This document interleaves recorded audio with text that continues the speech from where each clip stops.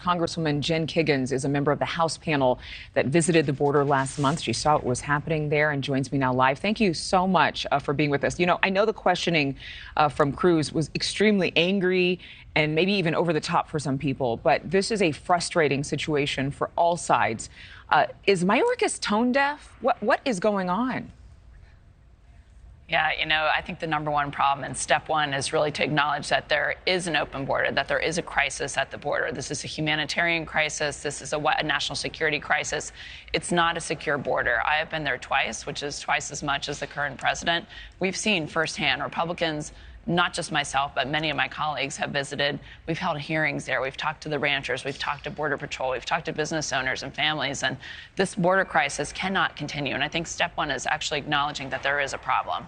Well, hearing him say that he didn't know what those bracelets are, I mean, anybody that has Google can find what those bracelets are. He's doubling down, saying the border is secure. Do you know what he means by that? Is he insinuating that most of the people who come through are not criminals? They are not going to do harm. They're just looking for safety. Is that why he believes that the border is secure? I'd like to know who he's talked to that has told him that the border is secure, because we have talked to, like I said, a wide variety of people down there, especially our Border Patrol. I mean, those guys, kudos to them. They are working day in and day out with very limited staff and limited resources, and they're using a lot of just unmanned air vehicles and a lot of the resources just to try to provide some semblance of security and safety. But we have to do better for those guys, supporting our Border Patrol, actually acknowledging that there, again, is an issue and it's a wide open border. There are so many ways that we can make small improvements, like finishing the wall. There's security systems that were started and, in place by the last administration that haven't been completed. There are lights that are right there at the border. They are wired for security cameras that we have not put in place. So let's do those small things. Let's finish the wall. Let's get the lights installed. Let's get the security cameras installed.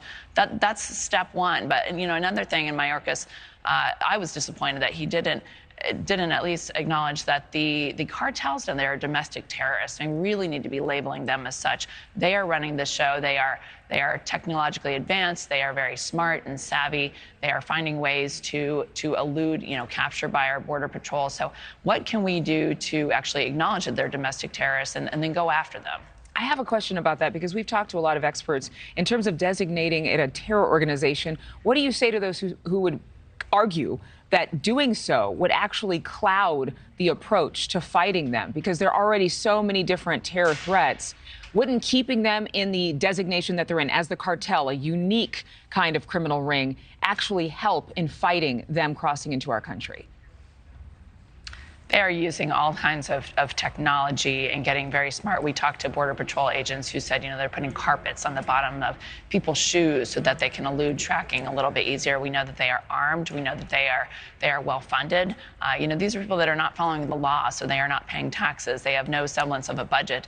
They just are making money, and they are making money at the expense of people. And these are innocent people who want a better life. They want to come to America, but they are paying these cartels and coming into our country. And then the human trafficking that's involved at the border too. We can't forget that, because these people are basically prisoners of those cartels until they pay them off.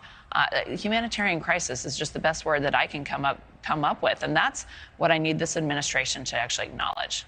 Thank you for watching. Go to newsnationnow.com to find NewsNation on your television provider. And don't forget to click the red subscribe button below to get more of NewsNation's fact-driven, unbiased coverage.